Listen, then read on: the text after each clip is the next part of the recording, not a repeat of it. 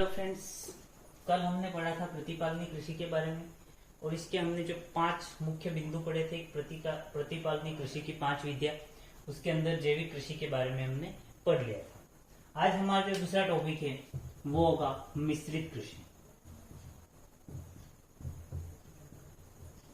मिश्रित कृषि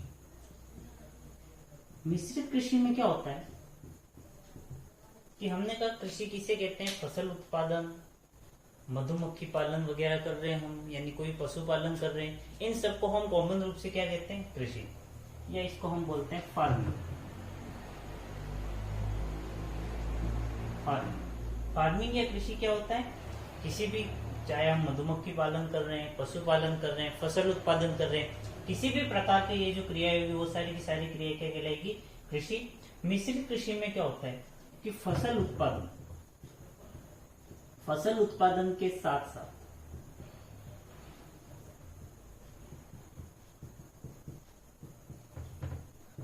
अन्य उत्पादन भी करना। अब अन्य उत्पादन के अंदर क्या आएंगे? तो अन्य उत्पादन के अंदर आ गया, चाहे आप पशुपालन करो, यानी फसल के साथ में आपने क्या किया? पशुपालन किया। चाहे आप वृक्षारोपण करो, चाहे आप मधुमक्खी पालन करो,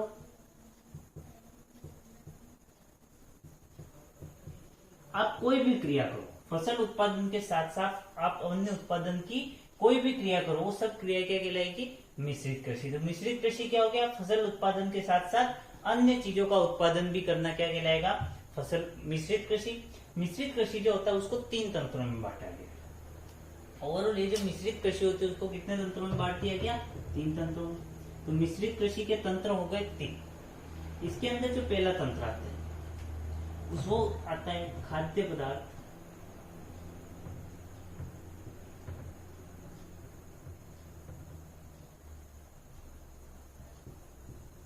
चारा उत्पादन।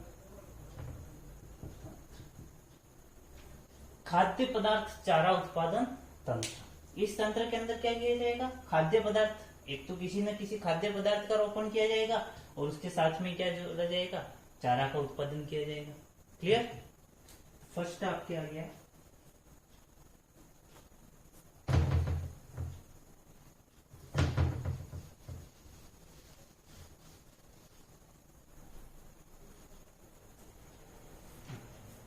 खाद्य उत्पादन, खाद्य पदार्थ चारा उत्पादन। यानी आप किसी एक खाद्य पदार्थ जैसे कि मक्का वगैरह की कर रहे हो, ठीक है, उसके साथ में चारा उत्पादन, यानी मक्का के साथ में आपने कर दिया ज्वार, हो गए दोनों।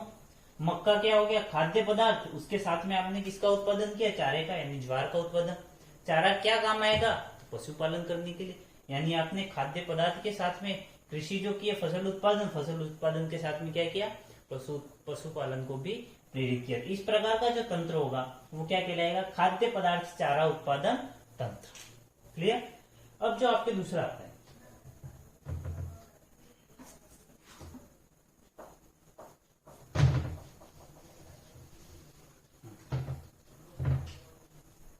दूसरा जो तंत्र आता है वो आपका आता है कृषि वानिकी।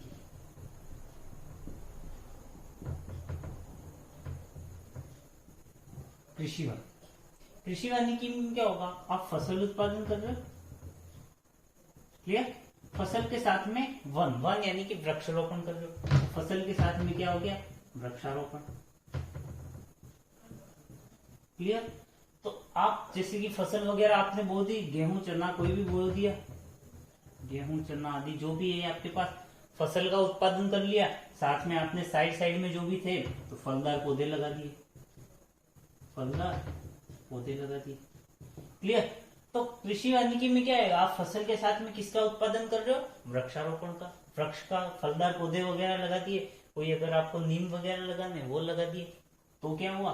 फसल के साथ में फलदार पौधों का हो गया। तो ये भी किसके अंदर आ जाएगा? आपके मिश्रित कृषि के अंदर। फसल के साथ साथ आपने किसी अन्य चीज का भी उत्पादन किया। क्लियर?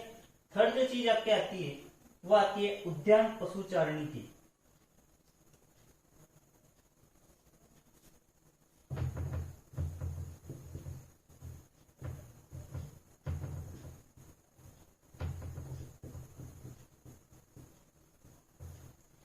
उद्यान पशुचारणिकी में क्या होता है, आपने कोई उद्यान लगा दिया, जैसे कि फलदार पौधे वगैरह लगा दिए, हमने कहा चलो भाई ये फलदार पौधे लगा दिए,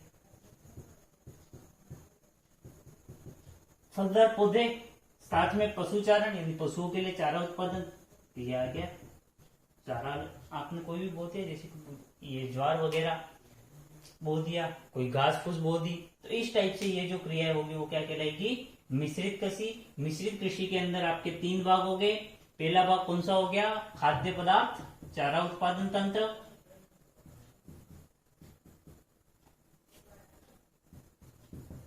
खाद्य पदार्थ चारा उत्पादन तंत्र, खाद्य पदार्थ चारा उत्पादन तंत्र। दूसरा आपके आ गया कृषि वानिकी तंत्र, तीसरा आ गया उद्यान पशुचारणिकी। फर्स्ट में क्या हो गया, खाद्य पदार्थ के साथ में चारे का उत्पादन किया जाएगा, फिर फसल के साथ में वनों का उत्पादन किया जाएगा, वृक्ष जो भी फलदार पौधे वगैरह लगाए जाएंगे।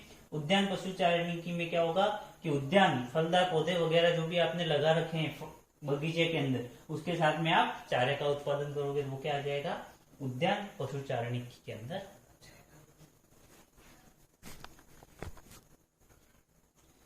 नेक्स्ट आपके जो थर्ड पॉइंट आता है, फर्स्ट हमने पढ़ा जैविक कृषि, फिर हमने पढ़ा मिश्रित कृषि। अब आपके जो थर्ड पॉइंट है वो है मिश्रित शस्योत्पादन।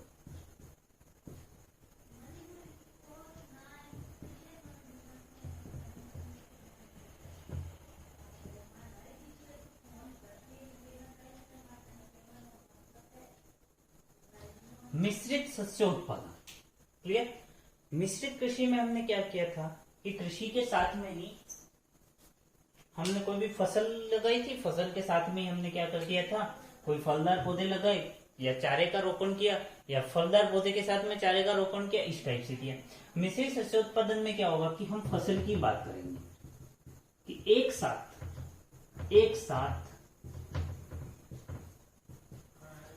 2 या 2 से अधिक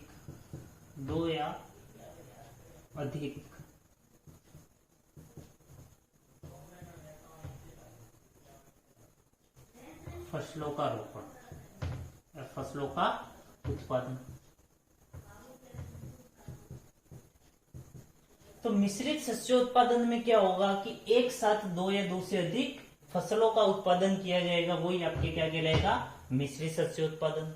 मिश्रित शस्योत्पादन जैसे कि हम ले ले गेहूं के साथ में चना, गेहूं के साथ में चना, मक्का के साथ उड़द, क्लियर। थर्ड आपके आ गया गेहूं के साथ में सरसों, गेहूं प्लस सरसों, फिर लिख लेते हैं हम अरहर प्लस मूंग। अब ये जो मिश्रित शस्योत्पादन होता है इसके क्या लाभ है, मिश्रित शस्योत्पादन से क्या है कि जैसे कि आपकी अगर एक फसल खराब हो जाए, जैसे गेहूं की फसल खराब हो गई, तो चने की फसल जो होगी वो आपकी क्या रहेगी, सेफ रहेगी। हो सकता है कोई अगर विषाणु वगैरह है, बैक्टीरिया वगैरह जो भी है, गेहूं की फसल को लगा, तो एक पौधे को लगा, तो उससे क्या होगा, सिर्फ एक पौधा ही खराब होगा, पास वाले के पास चने का आ जाएगा, चने में वो रोगाणु नहीं लगेगा, उसके आगे की जो फसल रहेगी वो सेफ रहेगी। तो मिश्रित शस्योत्पादन से क्या होता है, फसल उत्पादन में वृद्धि होती है। तो फसल उत्पादन में वृद्धि के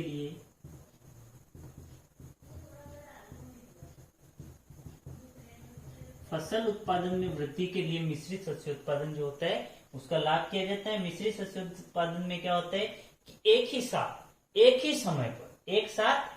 समय पर 2 से अधिक फसलों का उत्पादन किया जाएगा, उसे हम क्या कहेंगे, मिश्रित शस्योत्पादन। क्लियर।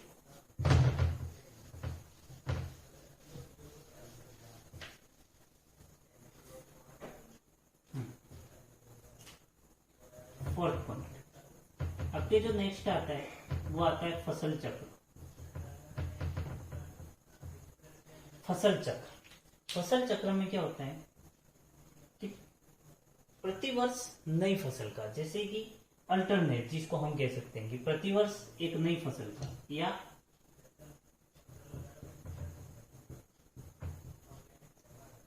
प्रतिवर्ष नई फसल का उत्पादन।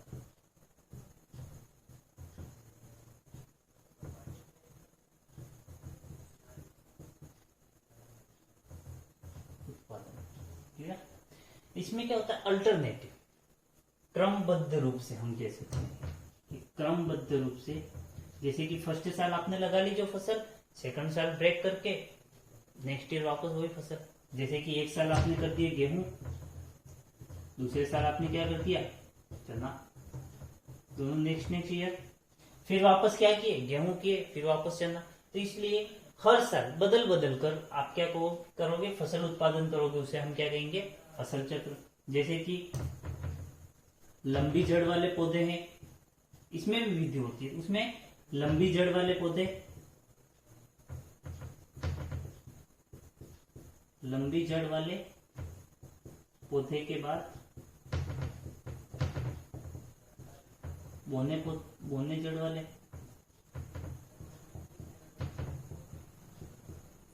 हम दूसरा लिख सकते हैं दलहनी के बाद दलहनी फसल, और उसके बाद में क्या लेंगे, बिना दलहनी फसल।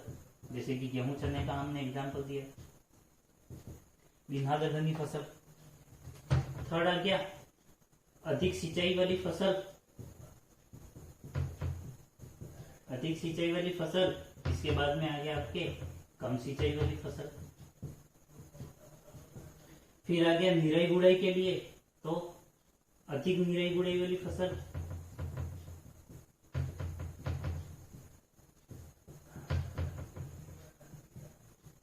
इसके बाद आपके आ गया कम निराई गुड़ाई वाली फसल।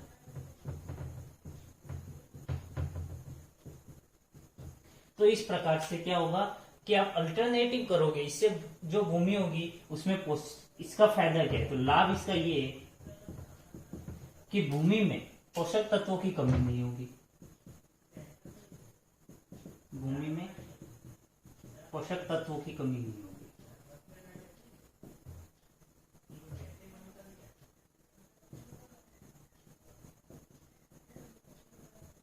क्लियर? जो लंबी जड़ वालों को पोषक तत्व चाहिए वो बोने वाले को नहीं चाहिए, जो बोने वाले को चाहिए वो लंबे वाले को नहीं चाहिए। अल्टरनेटिव करने से क्या होगा कि भूमि में पोषक तत्वों की कमी नहीं होगी, हमारा जो फसल उत्पादन है वो और भी अधिक प्राप्त होगा। तो ये फसल चक्र के क्या थे, लाभ।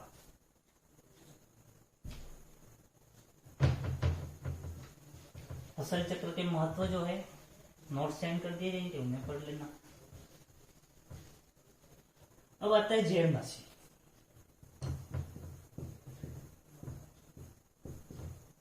जैवनाशी नाम से स्पष्ट है, जैव मतलब की जीव, नाशी मतलब की नष्ट करने वाले। तो जैवनाशी एक उर्वरक के रूप में कैसे काम करता है, जीवों को नष्ट करने वाले कौन होंगे, जीव होंगे।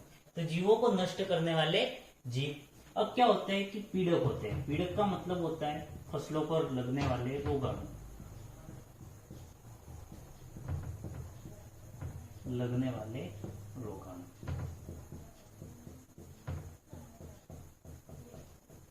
रोगाणु में कुछ भी हो सकता है, चाहे वायरस हो, बैक्टीरिया हो, फफूंदी हो, कुछ भी हो। तो पीड़क क्या होते हैं कि वे जीव जो फसल पर लग करके उसके उत्पादन में कमी कर देते हैं या फसलों को नष्ट कर देते हैं, क्या कहलाएंगे, पीड़क। अब ये जो पीड़क होते हैं इनको नष्ट करने वाले जो जीव होंगे वो क्या कहलाएंगे, जैवनाशी। तो जैवनाशी क्या हो गया, जैवनाशी पीड़क को नष्ट करने वाले जीव, पीड़क को नष्ट करने वाले जीव। वे जीव जो पीड़क को नष्ट कर देंगे, यानी कि ये जो फसलों पर लगने वाले रोगाणु हैं इनको खा करके नष्ट कर देंगे, वही क्या कहलाएंगे, जैवनाशी। आपके चैप्टर यहीं पे क्लियर होता है। ये 5 जो मेन टॉपिक थे, इजी चैप्टर, नोट सेंड कर दिए, उनसे पढ़ लेना।